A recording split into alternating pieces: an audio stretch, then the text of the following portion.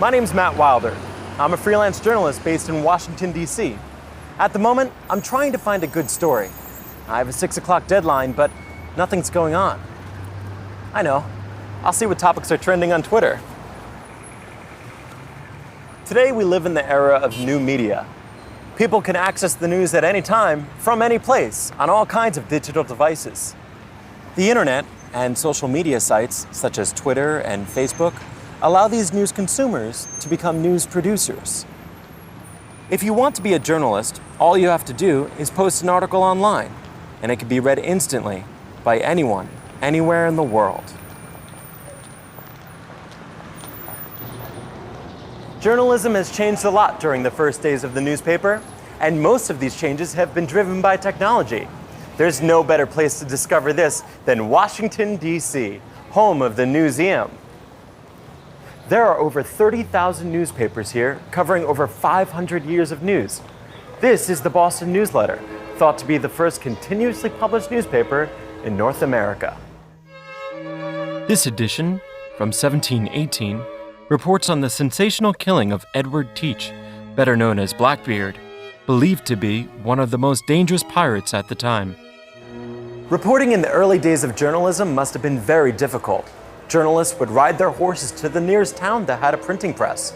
Their reports were then published in a newspaper, which was often just a single sheet of paper, and distributed on horseback. The roads were bad, so it was very difficult to send news over long distances. By the time most people read these newspapers, the news was often very out of date. This all changed when the first telegraph line was built in 1844. Suddenly, journalists could send stories quickly. The telegraph is said to have revolutionized news reporting. This new style of journalism came just in time for the American Civil War. For the first time, news could be sent at the same time as battles were being fought. War correspondents, and the stories they sent, became very popular. But there were still problems. These war reports were very biased because journalists represented their own side in the war. There was no objectivity, and reports were usually censored by the army or the government.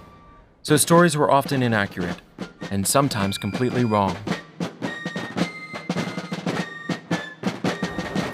It wasn't until the invention of radio and television that news could be broadcast live.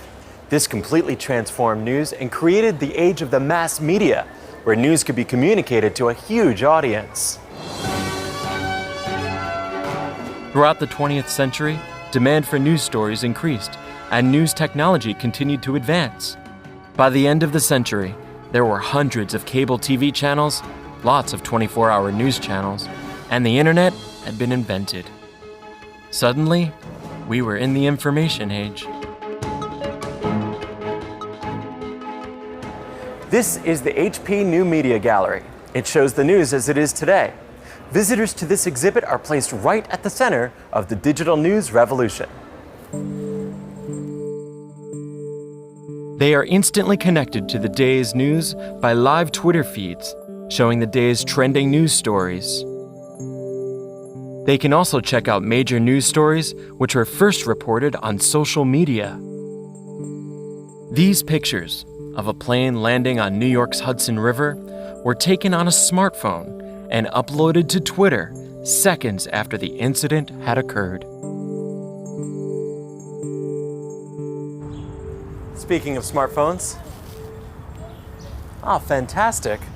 A tweet from the White House. Oh, there's a big announcement in 25 minutes. I better go. Bye.